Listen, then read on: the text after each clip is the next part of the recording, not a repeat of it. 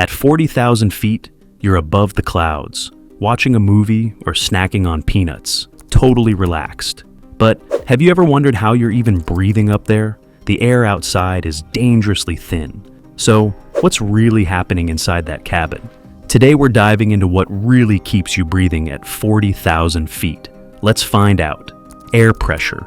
To really understand cabin pressure, we've got to start with the basics. Air.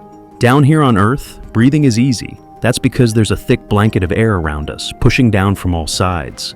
This is what we call atmospheric pressure. It's strong at ground level because there's a lot of air above us. But as you climb higher, say, in a plane, there's less air above you. So the pressure drops. And the higher you go, the less oxygen there is. By the time you're at 40,000 feet, the air is super thin. It's like trying to breathe with a plastic bag over your head. Not ideal. Your body just can't survive in that kind of environment. It's not about the amount of oxygen in the air. It's still about 21%, but the pressure is too low to push that oxygen into your lungs and blood. So without help, your brain starts to shut down. You'd black out in under a minute, literally. That's where cabin pressurization steps in. It's like creating a mini Earth environment inside the plane. Fake altitude. Okay, so now we know why we need cabin pressure. But how does a plane actually do it? Well, modern airplanes are built to trap and control air in a really clever way. The part of the plane you sit in, the fuselage, is basically a big airtight tube. That tube, the plane's cabin, is filled with pressurized air, which means the air inside is pumped in and controlled to keep it at a safe level. It is almost like what you'd feel on a mountain, about 6,000 to 8,000 feet high. Even though the plane is flying way higher, this helps you breathe normally and stay comfortable. Now the next question is, why that altitude? Because most healthy people can handle it without too much discomfort. Your ears might pop a little, but you're not going to pass out or need an oxygen tank. But where does this air even come from? Engine power. Here's something cool. The air you breathe in a plane actually comes from the engines. Yup, the same engines pushing you through the sky also help you breathe. Here's how. Jet engines suck in a lot of air. Some of it is used for combustion to make the plane go forward, but a portion is taken before it gets burned. This hot compressed air is called bleed air. It's basically air that's been squeezed and heated up by the engine. Now, obviously, you can't breathe in air that's scorching hot and way too pressurized. So the plane cools it down and mixes it with cooler air. Once it's at the right temperature and pressure, it's pumped into the cabin for you to breathe. It's like taking raw energy from the engine and transforming it into clean, breathable air. Efficient and kind of genius. Balanced flow. Now, here's the tricky part. If you pressurize the cabin too much, the plane could get damaged. The structure of the plane can only handle so much difference between the air pressure inside and outside. So, instead of making it feel like you're at sea level inside the cabin, planes pressurize it to about the same as being on top of a tall mountain, again, around 6,000 to 8,000 feet. That means, yes, the air is a little thinner than at sea level, which is why some people feel tired or get mild headaches during long flights. But for most people, it's totally safe. Now, to keep the system working, there's a constant balance between air coming in and air going out. As new fresh air flows into the cabin, old air is let out through an outflow valve at the back of the plane.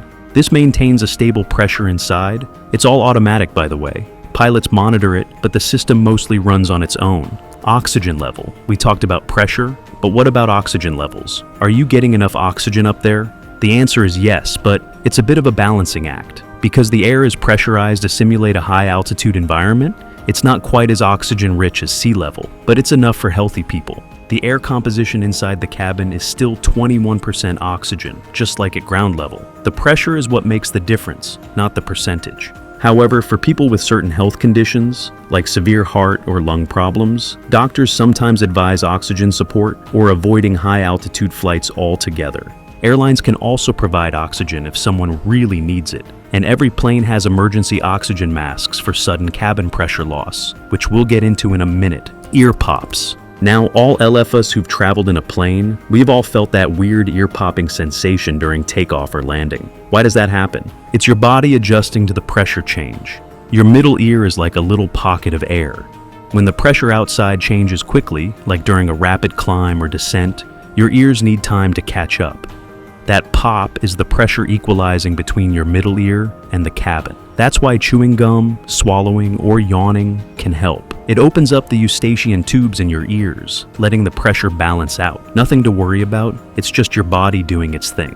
Safety backup. Okay, let's talk about the scary part, but don't worry, it's super rare. If the cabin suddenly loses pressure, like due to a crack or damage to the fuselage, there's a big drop in air pressure. That's when those yellow oxygen masks drop down from above your seat. When you put one on, you're getting pure oxygen, not regular cabin air. This helps your body absorb enough oxygen even though the pressure is super low. Pilots are trained for this and will immediately dive the plane down to a lower, safer altitude, usually around 10,000 feet, where you can breathe normally again. All this happens within minutes. The plane can still fly just fine, but the main goal is to get you to breathable air fast. These masks usually last about 12 to 20 minutes, long enough for the plane to descend to a safe level. So even in emergencies, the system has your back. Cabin design. Now, you might be wondering, how do planes not just pop like a balloon when they're pressurized? Well, that's where smart design comes in. Airplanes are built strong. Their bodies are made from materials like aluminum alloys and carbon composites that are both lightweight and super tough. The fuselage is basically a giant pressure vessel. And here's a fun fact. Airplane windows are round for a reason. In the early days of pressurized planes, they had square windows. But square corners created stress points, which led to deadly accidents. So engineers switched to rounded windows, which spread out the pressure more evenly. Problem solved. Plus, planes go through rigorous testing before they ever fly passengers. The fuselage is pumped full of air over and over during tests to make sure it can handle thousands of flights. So, when you're flying, the pressure system has layers of backup and fail-safes. It's not just guesswork, it's years of careful engineering. Body effects. So we've covered how the plane keeps you breathing, but what does flying do to your body? Well, for most people, it's nothing major, but there are a few little things to keep in mind. Dehydration. The air in the cabin is really dry, way drier than most deserts. That's because the air coming in from outside has almost no moisture. So, drink lots of water during your flight. Lower oxygen. At simulated high altitudes, your body might get less oxygen than it's used to. You might feel a bit tired or foggy, especially on long flights. Totally normal. Swelling. You might notice your feet swell up or your fingers get puffy. That's from sitting still in lower pressure. Moving around helps a lot. Jet lag. Okay, not exactly about pressure, but worth mentioning. Flying across time zones messes with your body clock. Staying hydrated and adjusting your sleep schedule can help. For most travelers, these are small annoyances, not serious problems. But knowing why they happen makes them easier to deal with. Future upgrades. Newer planes like the Boeing 787 Dreamliner and the Airbus A350 are changing the game.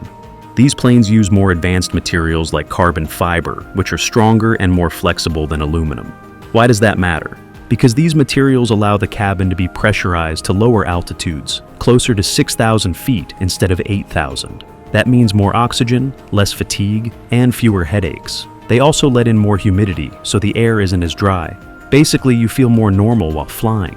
Airlines are slowly adding more of these planes to their fleet, so expect comfier flights in the future. Breathing easy in the sky. So, how do you breathe at 40,000 feet? It's all thanks to some brilliant engineering. Next time you're flying and you hear that soft hum or feel your ears pop, just remember, there's a whole world of science behind keeping you comfy up there. So, sit back, relax, and take a deep breath. The plane's got you covered, and that's a wrap for today's video. Now, if you found this as fascinating as we did, hit that like button, drop a comment with your favorite flying fact, and don't forget to subscribe for more easy-to-understand science behind everyday stuff. What should we break down next? Let us know.